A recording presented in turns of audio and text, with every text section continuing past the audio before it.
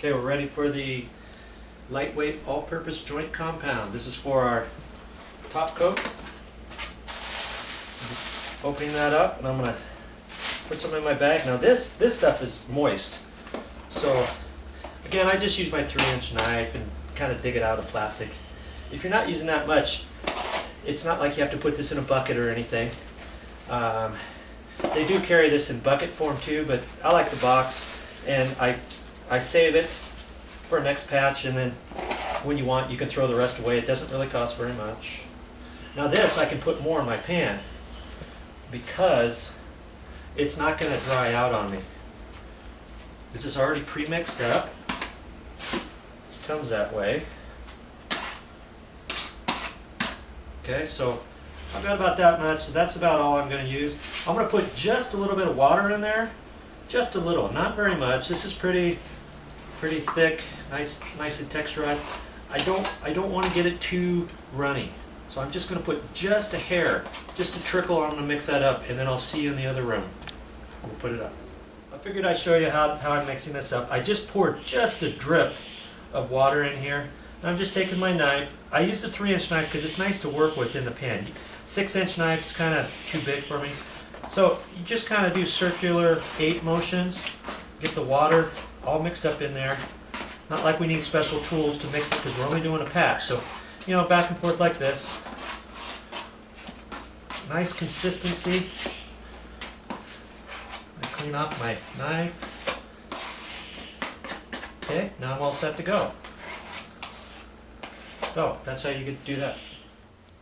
Okay, this is about how much mud you want on the blade. This is a 10-inch knife because what we're going to do is we're going to coat the entire ceiling patch area.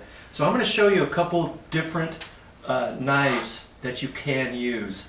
Now I'm holding my finger about right there. If you want to put more pressure on the right side, when you're on the outside edge, you can put your finger there, you can put your finger here. Most of the time you're going to want your finger right in there.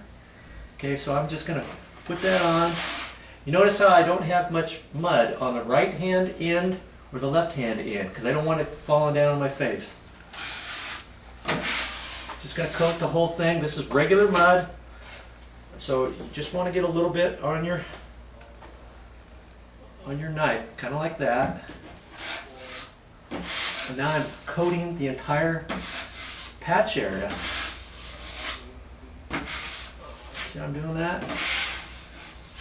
At the end, on the outside edge, I want to put more pressure, and then I want to let off just a little bit. It's kind of like a feel.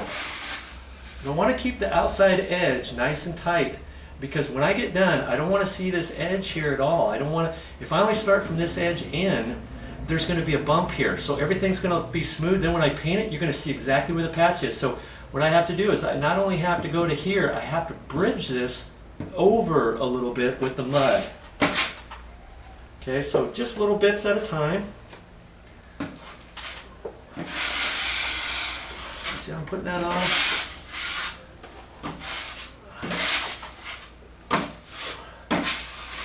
Now I do the entire patch that way.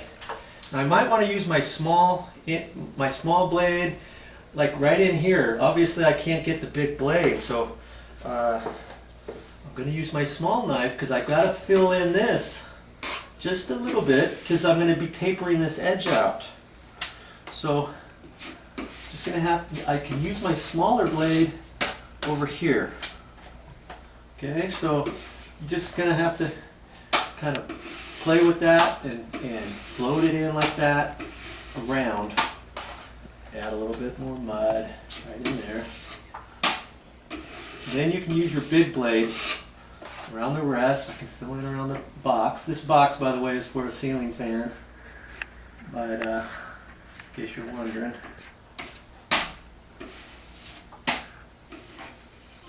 Okay, so I do that, work that around. Then I use my big knife all the way around there.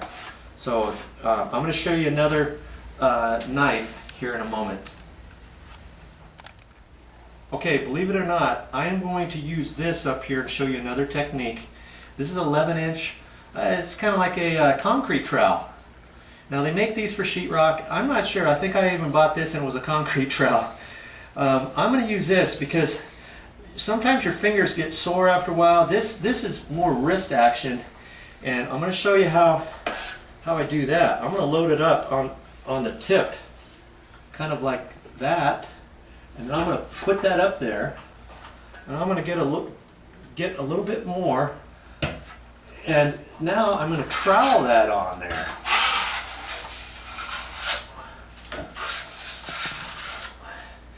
That's how I like to really do lots of my patches with this particular trowel.